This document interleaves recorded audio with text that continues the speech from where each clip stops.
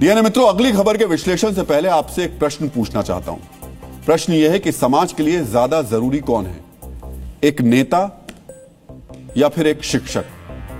विश्लेषण के क्रम में हम इस प्रश्न का जवाब भी जानेंगे, लेकिन इससे पहले हम आपको बताना चाहेंगे कि एक शिक्षक पूरे समाज को बदल सकता है। एक शिक्षक आपके बच्चों को पढ़ाता है, वो बच्चों का दिमाग और चरित्र बदल देता है। आपके ज्ञान से, अपने ज्ञान से देश का भविष्य गढ़ता है। वहीं एक नेता पॉलिटिकल सिस्टम के लिए जरूरी होता है, वो देश को चलाने वाली नीति बनाता है। शिक्षक का योग्य होना अनिवार्य है, मगर नेता के लिए योग्यता की अनिवार्यता नहीं है। यही नेता नीति बनाते हैं, अपनी सैलरी बढ़ा लेते हैं, लेकिन देश का भविष्य गढ़ने वाला शिक्षक वेतन बढ़ाने वाले सरकारी आदेश की प्रतीक्षा में प्रदर्शन करता रह जाता है।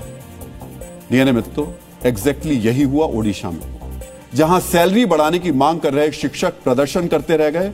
उनको आश्वस्त करते जो विधायक विधानसभा के अंदर गए, उन्होंने सर्वदलीय सहमति से खुद अपनी ही सैलरी 3 गुना बढ़वा ली। इसलिए आज हम नेताओं के इस नैतिक भ्रष्टाचार का विश्लेषण करेंगे। डीएनए मित्रों, ओडिशा में विधायकों, मंत्रियों और मुख्यमंत्री के वेतन में अप्रत्याशित बढ़ोतरी हुई है। वेतन तो छोड़िए, पेंशन में भी वृद्धि कर दी गई। और सुनिए, नया नियम ऐसा बना दिया गया कि हर 5 साल में वेतन, भत्ता और पेंशन में बढ़ोतरी होगी। एक बात और, अब आगे से जब भी माननीयों की सैलरी बढ़ाने की बात होगी, तब कोई बिल लाने की जरूरत नहीं पड़ेगी, बल्कि एक अध्यादेश के जरिए ही वेतन, पेंशन बढ़ जाएगा। डीएनए मित्रों, सबसे पहले जानिए कि ओडिशा में माननीयों को अब कितने वेतन मिलेगा। एक विधायक को पहले सभी तरीके के भत्ते जोड़कर 1,11,000 रुपए मिलते थे, अब सीधे 3,45,000 रुपए मिलेंगे।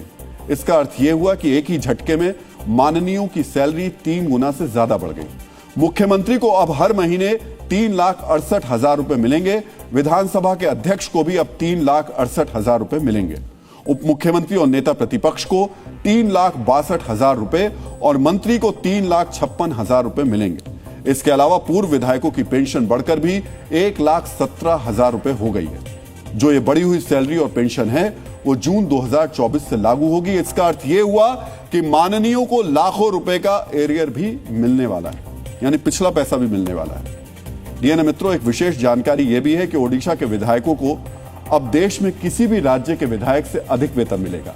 ध्यान से सुनिएगा, जो ओडिशा देश का 8वां सबसे गरीब राज्य है, देश का 8वां सबसे गरीब राज्य, वहां के विधायकों की सैलरी देश के बाकी किसी भी राज्य के विधायक से ज्यादा होगी। और मजे की बात सुनिए, वैसे तो हर मामले में आरोप प्रत्यारोप, एक दूसरे के सामने खड़े होने वाले, सियासत करने वाले, सियासी बयानबाजी करने वाले पक्ष और विपक्ष इस मामले पर बिल्कुल एक दूसरे के साथ हैं। सर्वसम्मति से